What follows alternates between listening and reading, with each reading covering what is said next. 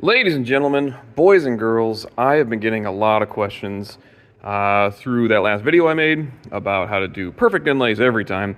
And here's an example of a, kind of in progress and one that's pretty much done. And it's, pretty intricate, and we can get pretty darn close and see, that's nothing, that's just a piece of wood, but pretty intricate piece of wood here. Very thin lines. Little even got a little tiny mouth even there. Hey fellas, how you doing? Chin, chin, chin, chin. So, some of you have been having some trouble. Let me walk you through some of the things that will come up. Okay. So, first things first. Make sure your Z probe is perfect every time on both pieces, because if that height is going to be different, these cuts are going to be different, and subsequently, it's not going to fit just the way you want. So if you're having fitment issues, this is going to be, some of these things might help you out for troubleshooting, okay? Second thing is, make sure you get the right bit, and you don't have to use this particular bit. I will link it down below here, but make sure you have the correct bit in whatever system you're using. If you're using Carveco, if you're using Vectric, which I'm familiar with, if you're using any of the others, make sure you have the correct geometry in your software, okay? I thought I saw 6.2 degree, and I just, clicked that one and thought that was the right one. Turns out I had used the wrong one. It was off ever so slightly so that it wouldn't fit, okay? Next thing that we're gonna explore that you can do is do a test piece. So usually I do like a small, like this one, I did a little ball just to make sure it fit inside there. The other thing is wood moves, okay? Wood sucks. And oftentimes little tiny pieces like this are going to move on you. They're going to maneuver. They're not going to quite, be the exact shape right here. Because remember, we're working in certain tolerances, okay? So when you are putting this in, sometimes you might have to use a little persuasion, okay? I have used a 12-ton press before to get inlays to fit properly. You may or may not have to, depending on how intricate it is, but if you have the opportunity to, make sure that you are pressing it in firmly and make sure it kind of fits in all the grooves. So a test fit, just to make sure it kind of clicks into place, is going to be a number one priority. So I always kind of test fit before I put it in there. I don't smash it in there, but I just kind of make sure that everything lines up, and will kind of slide gently in there. So some persuasion, some big heavy F-clamps will be your friend, okay? So that's the other thing. Things will move slightly, okay? The other thing that you're going to want to do is make sure you use the numbers, okay? So I did a 0.2 depth here. You can do whatever you want. 0.2, 0.3 are pretty popular, but make sure that you are equaling when you're doing your positive side. Here's the negative and here's the positive. When you're doing your positive side, you equal whatever the two numbers, the start depth and the total depth, are equal to this. So if this is 0.2, whatever this is has to be equal 0.2. Make sense? So if this is 0.2, starting depth of 0.02 and a finishing depth of 0.18 is generally what I use. So I get a lot of questions about that. Well, you didn't give us the right numbers, Eric. You gave me the wrong number. No, I didn't. Keep in mind, a lot of factors going on here. So wood moves. Wood is not super fun sometimes. If you're using a softer wood, that's going to wreak havoc. You're going to have a lot of issues. Maple and walnut, pretty hard already. So I'm not going to get a ton of movement, but I am going to get some, and that's okay. That's why we have physical persuasion to get her into place, okay? So let me show you what I mean with this particular glue up, and we'll end up like that guy right there.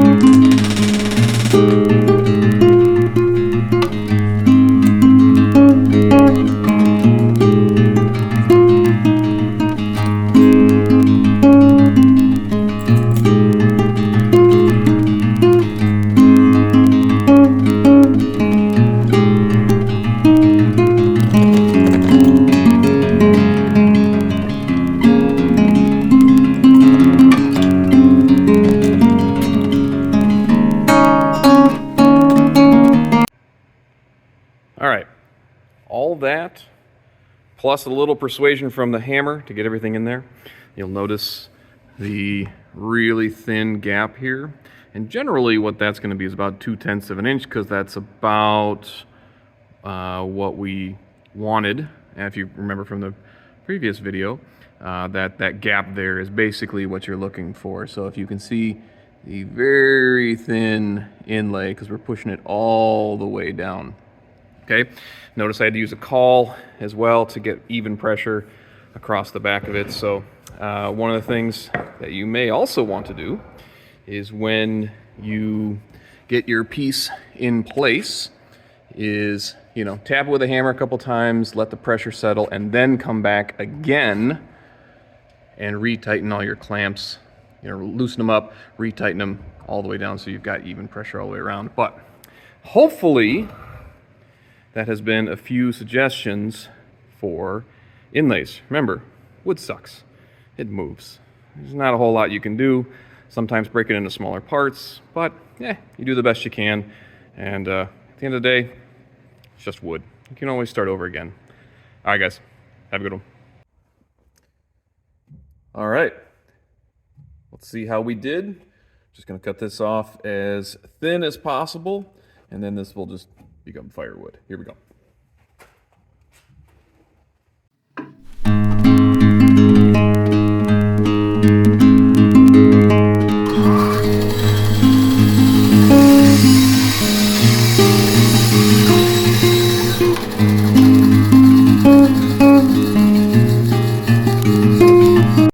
Well, all right, not too bad. Everything's nice and tight that I can see. Go around the edges, and sorry for that. Had to get rid of the sawdust, but everything looks very tight. So to get from there to there, we need to go over there.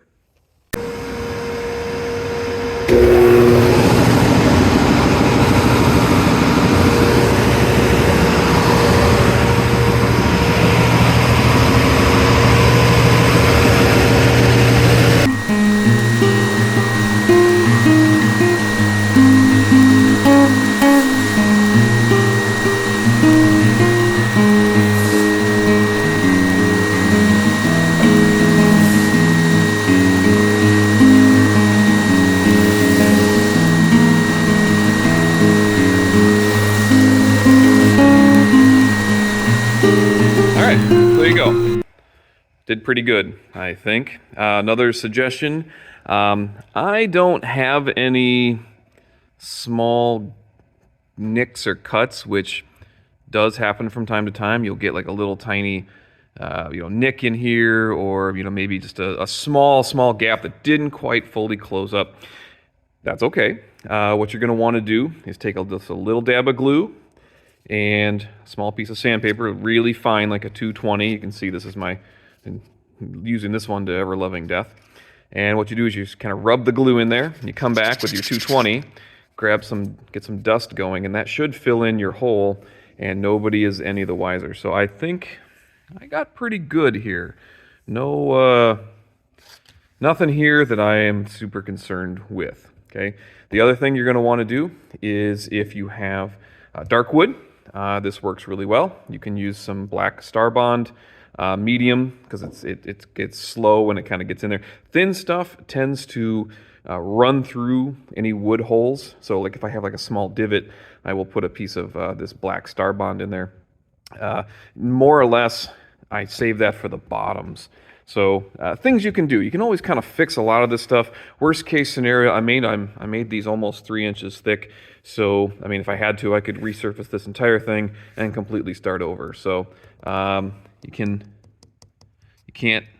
probably doesn't pick up on camera, but there's no hollow sound. This is solid all the way through to the very bottom piece. So anyway, hope that was helpful. Hopefully that answered some of your questions. And yeah, happy woodworking.